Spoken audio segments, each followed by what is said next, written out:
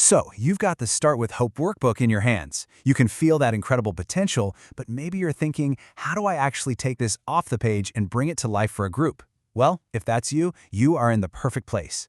We're about to break down the simple, powerful framework that turns these pages into a workshop that can genuinely change things for people. Right. This is the big question, isn't it? It's all about bridging that gap between the words in a book and a real, dynamic, human experience. How do you guide people to not just read about hope, but to actually act on it? The amazing thing about this workbook is that the answer is baked right into its design. Let's take a look at the roadmap for uncovering it. Okay, here's our game plan. First, we'll name the challenge we're all facing. Then, we'll unpack the four-part rhythm that is the engine for every single session. We'll do a deep dive, a step-by-step of the first module, and then I'll show you just how easy it is to repeat that pattern for the rest. By the end of this, you're going to be ready to roll. So let's be super clear on our goal. We want to move from static pages to dynamic action. We're trying to create a space where students don't just learn about the concepts of hope, but they actually get to experience it. And it all starts with understanding the core idea of the framework itself. The entire workbook, the whole journey, is built on this one simple, powerful acronym, HOPE, and it follows a really natural progression. It starts inward, with H, harnessing your own unique potential. Then it looks around you, with O, to open the resources you already have. From there, it moves outward with P, Perspire, which is all about taking action. And finally, it scales up, with E, empowering others to create a ripple effect. It's a beautiful flow. Okay, so that's the big idea. But how do you actually facilitate that journey? This is where the design of the workbook is frankly brilliant. It gives you this built-in structure, this repeatable rhythm that becomes the engine for every single session you're going to run. And here it is. Every single 60 to 90-minute session follows this exact four-part flow. You open with a story to create that human emotional connection. Then you give people time to explore on their own for some real, honest self-reflection. Next, you create space to share, because that's how ideas get stronger and become collective wisdom. And critically, you always end with a commitment, because that's what turns a nice idea into real action. This isn't just a schedule, it's a blueprint for transformation.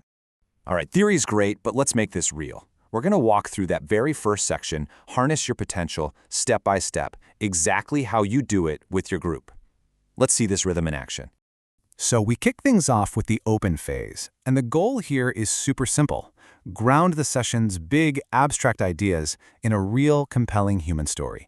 You're not starting with a lecture, you're starting with a spark. So for this section, you'd share the case study about the Yellow Boat of Hope Foundation. You tell this powerful story of children literally swimming to school. And then you hit them with the question from the workbook. Can you think of a problem that has found you? And just like that, the theme isn't just a story anymore. It's personal. Now, with that big question hanging in the air, you transition into the explore phase. This is the quiet part.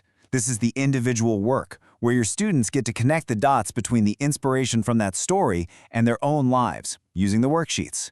And this is where some of the deepest work happens. Using the self-discovery map, students reflect on their 5 sources of power. And notice what's happening here.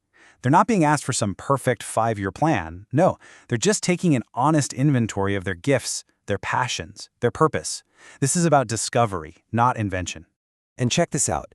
This is how the workbook has your back as the facilitator. Sprinkled throughout are these amazing facilitator notes. They give you practical things like timing suggestions, little teaching tips like drawing the Ikigai diagram, and most importantly, reminders to create a safe space where people know there are no right answers, only honest ones. It's like having a seasoned co-pilot right there in the book with you.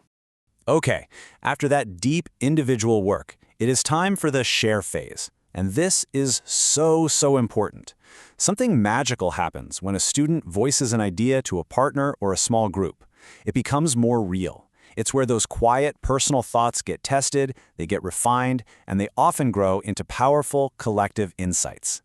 And finally, every single workshop session, no matter the topic, lands right here in the commit phase. This part is absolutely non-negotiable. You know why? Because inspiration without action is just entertainment.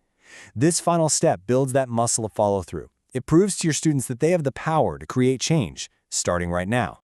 So here's the bottom line. Nobody leaves with just a vague, fuzzy good feeling. They leave with a written commitment to 2 specific things. One thing I will do this week. And I will share this commitment with. That second part is key. It creates instant accountability and builds real momentum for the journey ahead.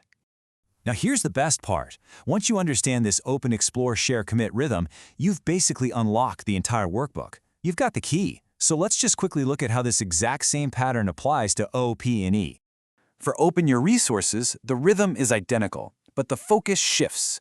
You'll kick off with a story about building something from nothing, and then students will use the 5M's inventory to map out the wealth of resources they already have. Things we often overlook, like manpower, materials, and meaning, that are so much more than just money.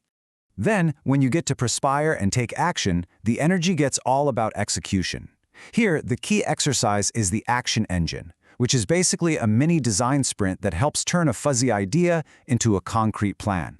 But the flow is the same. You open with a story, they explore the plan, they share it for feedback, and they commit to that very first step.